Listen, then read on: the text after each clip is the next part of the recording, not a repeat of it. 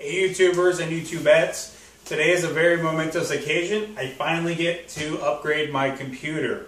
As anybody who watched my unboxing video of the Phantom 530, you'll know that I've been building or accumulating items to upgrade my computer for a while now. In fact, I started back in October. And so now tonight's the night that I have everything together and actually have time to actually put everything all to my new computer case. The reason for my upgrade is for a couple of different reasons. First, my last upgrade was in 2007, so I am using 7-year-old hardware. Actually, it's more than 7-year-old considering today is New Year's Eve. This won't be uploaded tonight, obviously. So it will be 2015 when you see this video. Happy New Year. It is a Core 2 Duo processor, which at the time when I upgraded it still wasn't the top of the line processor, but it enabled me to play the video games that I wanted to play on the PC. And I've been wanting to upgrade the computer for a while now. In fact, it's been about 2 years that I've been saying that I'm going to upgrade, but I never actually bit the bullet on it, as I tend to actually put the money towards gun stuff. I like guns. Anyway, it finally got to the point to where it's almost unbearable to use my current computer now. Not only is it problematic when it comes to the new games, the AAA titles just simply don't work on it anymore. And with the exception of, say, Blizzard games, because Blizzard actually downplays the hardware requirements on the games that they release. But the newer games, say Dragon Age Inquisition, won't run on it because just the processor doesn't have enough horsepower for it. My graphics card's fine. I have a GTX 560, which isn't top of the line, but it's good enough for what I need to do with it. But the final straw was when I started making YouTube videos. Video rendering on it sucks. It just sucks. My last video that I put up, the gun gifts for under $100, took me 4 days to do because it would take 2 hours just to render a 3-minute stint of video. That's how unbearable it was. And for some reason, it's now wanting to run the processor at 100% unless I completely dumb down all the settings and add idle.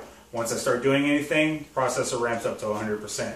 So there might be a software configuration of that, but it's also a really old processor, so it might be feeling its age at the moment as well.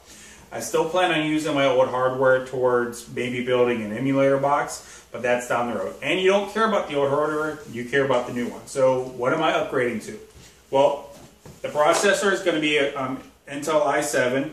It's a 5820K. Make sure I say that. Yeah, 5820K i7. It's a 3.3 gigahertz 6-core processor. This is one of the best Intel processors out there without going up to, like, say, the server processors, like the 8 cores and the 12-core monsters. But as far as enthusiast grade, this is one of the better processors out there. It does have a bigger brother. I think it's the 5860, not 100% on the number. The main difference, there's two main differences between this and its bigger brother. First, the bigger brother is about $200 more, and its bigger brother has 40 PCI Express lanes, whereas this only has 28. Now, that may be a big issue for some people, but not me. The reason being is, for those of you who don't know, PCI Express lanes enable a CPU to drive more video cards at the same time. So if you're looking to have multiple video cards, the more PCI Express lanes you have, the better it's able to do that. Now, as far as I'm concerned, it's not a big deal because while I do plan on doing more than one graphics card at the same time, this compared to its older brother, when it's just one card, there's no appreciable difference. When it's 2 cards, there's no appreciable difference in performance. When it's 3 cards, there's no appreciable difference. Only when you actually have 4 cards on the motherboard running at the same time is where you see a difference. That's because this can't run 4 cards at the same time where its bigger brother can. Personally, I am never going to have 4 cards on my PC. In fact, I'm never going to have 3 cards. At most, I'm going to have 2.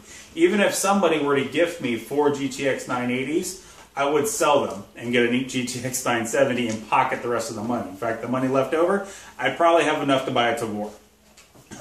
And which I really want to get a Tavor. Anyway, so the 5820K is going to be just fine for me. I could easily overclock. People have overclocked up to 4.4 gigahertz. I'm probably just going to go up to 4 gigahertz. Speaking of overclocking, I will be water cooling it. I'm going to be using the Corsair H100i water cooler for a few different reasons. This had really good reviews. This is why I chose the particular brand. I'm going with water cooling because I will be overclocking. Water cooling currently is the best way to overclock, or to mitigate the heat increase from overclocking, that is, instead of going with an aftermarket blower.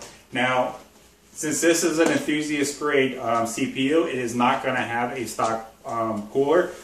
As you can see, the box is way too thin to have a stock cooler, so they expect you to go ahead and get your own. This is the water block in question. A whole lot of sexiness. I will be having it in a pull configuration, meaning once it's mounted, it's going to be mounted like this. The air is going to suck up through here and out this way. That way, if there's any dust accumulation, I'm hoping that there's not going to be much, it's going to be on this underside. That way I can easily reach in here and clear it off. And when I said that I hope there's not going to be that much dust, is because a lot of the fan intakes have filters on them, with the exception of this. So all of the air that's going to come from within here is going to be filtered anyway. And the only fan that doesn't have a filter is on this one, and this is going to be an exhaust fan anyway, as well as these.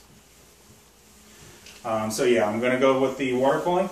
I went with a pre-filled radiator and block. The reason why I did this is mainly because this is my first foray into water cooling, and I don't want to goof it up. Yes, I could probably get a much better performing and more aesthetic system with a custom water loop, but that custom water loop also is greater potential for failure, and since this is my first foray into water cooling, I don't want to chance it just yet. I may do a custom water cooling when I upgrade my graphics card. Like I said, I have a GTX 560. Eventually I'll upgrade to a 970, but for the time being, I'm sticking with the 560, and I'm sticking with the blower water cooling on it. To act as the central nervous system, and I do equate the motherboard as the central nervous system, I'm using the Asus X99A motherboard. It is not, just like the 5820K, it is not the top tier motherboard, especially in the X99 chipset. However, it is a good performing board at the price level. I could have upgraded a little bit more, but it would have been $100. And honestly, for what I needed to do, I don't need to have the top tier nth level performing hardware.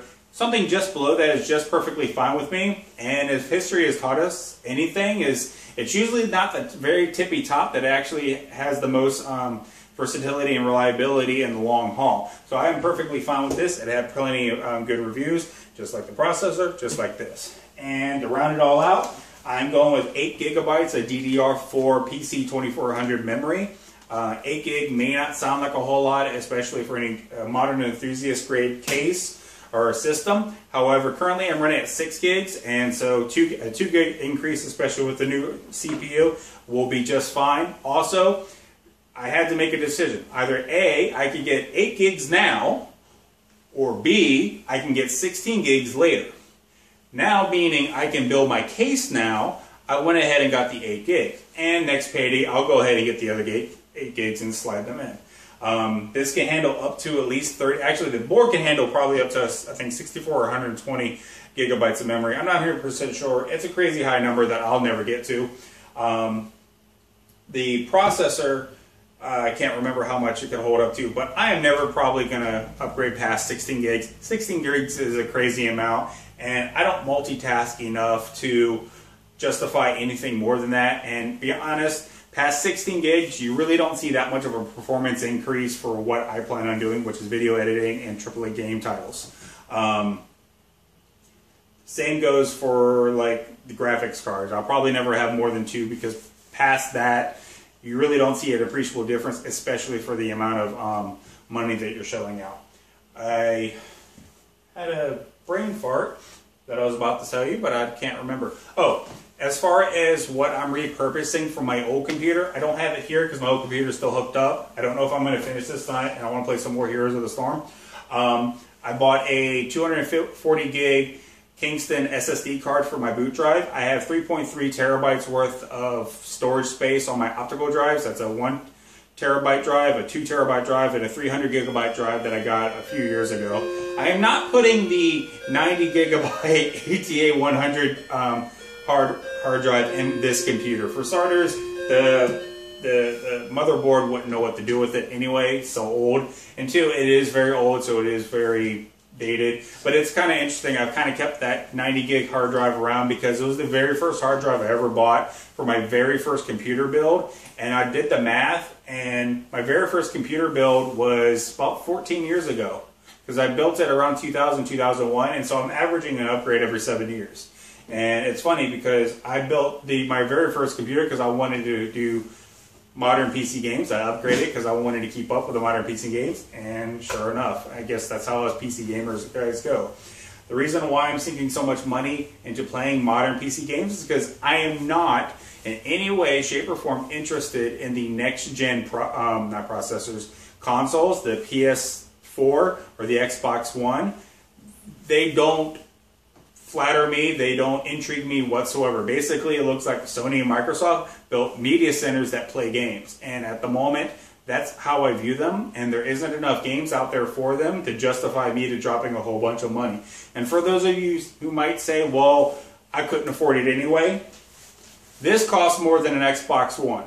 So if you think your Xbox One is better than what I'm building, suck it up. Now that said, I'm going to have a swig of beer. Right, Junior? He's my production manager, if you hadn't noticed. Anyway, I do plan on getting a Wii U. Wii U, and I know I'm going off topic, the Wii U does intrigue me because A, it is 100% backwards compatible with previous Wii games, previous gen games, and its peripherals. So you're basically getting two consoles in one. And the Wii is pretty damn fun. We have to admit, there's a lot of fun, especially family games.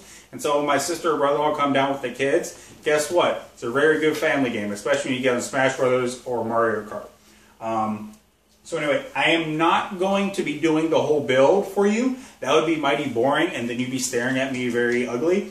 And I probably won't be finishing it up tonight, but I will stop as I progress a little bit further in and show you my updates. So if you notice a change of clothes, it's probably because time has elapsed since I started recording this. Anyway, I'm going to go ahead and get started. It's going to be a lot of fun. Hopefully everything works. Unfortunately, I don't have the setup to actually test everything prior to me installing it, so I'm just going to go and throw it in.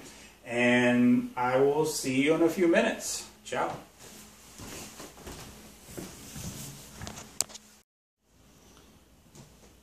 Okay guys, I got all of the new stuff put in here.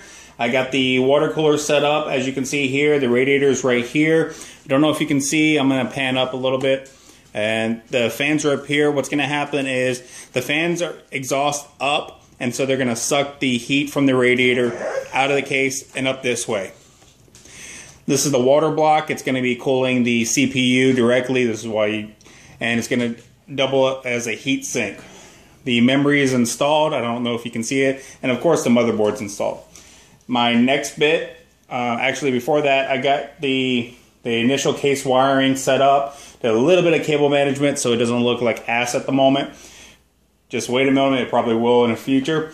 But I've also taken out everything from my old case. In fact, let me go ahead and take this off.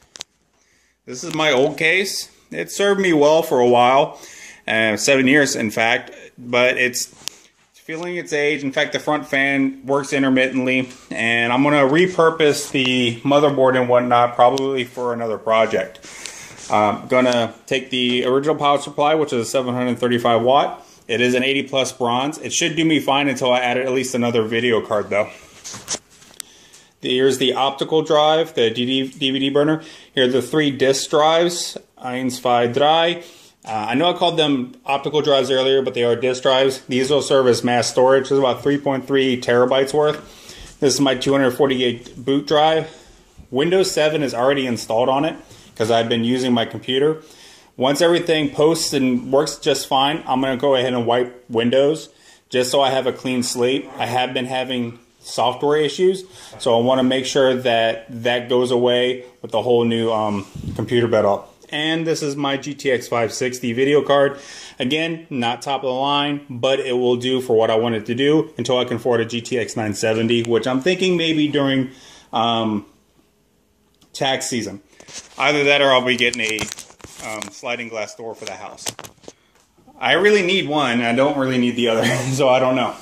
All right. Well, so I'm going to start going in and putting in the old stuff from the old computer. And the very last thing I'd like to do is the power supply, just because it hooks up to everything else, so it might as well be the last thing that goes in. All right, and I will see you in a moment. All right, guys, I have everything hooked up and turned on, as you can see, with everything lit up. It was a very interesting build. I got the power supply with the fan facing down. I wanted to originally have it facing up. However, that caused some cable management issues where the main power cords, which you probably can't see, would not reach without going into the case itself, and it kind of defeats the purpose of having a nice cable management case. From the front, this is what it looks like. I'm going to show you what it looks like when it's all buttoned up. This is my attempt at cable management. Don't judge me. My first time using one of these cases. Got the SSD, got the giant spaghetti monster right here. I have a lot of this stuff tied down with twist ties to the posts, which are all over the place. And what I'm going to go ahead and do is I'm going to go ahead and button everything up and show you what it looks like with it all closed up. All right, be right back. Okay, guys, this is basically the computer all buttoned up and ready to go. I've already reinstalled Windows, so everything's functioning perfectly. I did accidentally format a hard drive I really shouldn't have, so I need to try to do some data recovery, but that's my problem. If you notice at the water block where it says Corsair, I've already configured it to where it will breathe. It'll cycle between 4 different colors. Which is a very neat. I would show you the computer where I have it hooked up at. However, where I do hook it up at, it's kind of hidden and out of the way, which is kind of sad considering how pretty it is. So it wouldn't really make for good video. I'm going to go ahead and take the camera off the tripod. Sorry about that. And just give you a look.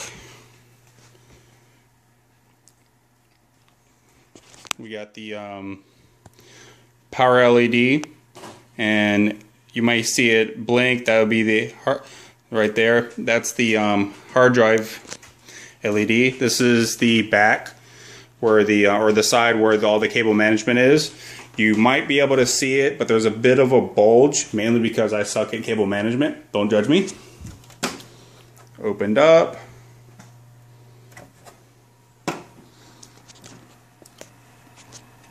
This looks nice for the most part, but I wish this grill was a little bit more opaque so the fans weren't so obvious. If the fans weren't here, I'd just be able to see the internal structure, which still would not be that aesthetic. And here is the back where the I/O is. Nice little blue from that. One really neat thing about this case, something I forgot about until after I had put everything together, is there's a button right here by the fan switch where if you press it, it lights up the rear I/O. So if you ever had a problem where you're trying to figure out where to plug things in and you need a flashlight, not an issue anymore. The downside to this is it will only work while it's turned on. It'd be really nice if the LED worked while it was cycled off. Because sometimes I do all my hooking up whenever the case is unplugged, or at least the peripherals are unplugged. Anyway, I hope you guys enjoyed the video. Give me a thumbs up if you liked it. Give me a thumbs down if you didn't like it. If you have any questions or comments, go ahead and throw it up. I've already put the computer through its paces to start with. I'm going to continue doing that, but so far, so good. I am really digging my new setup. Anyway, I hope you guys have a very happy new year, and I will see you guys next time. Ciao.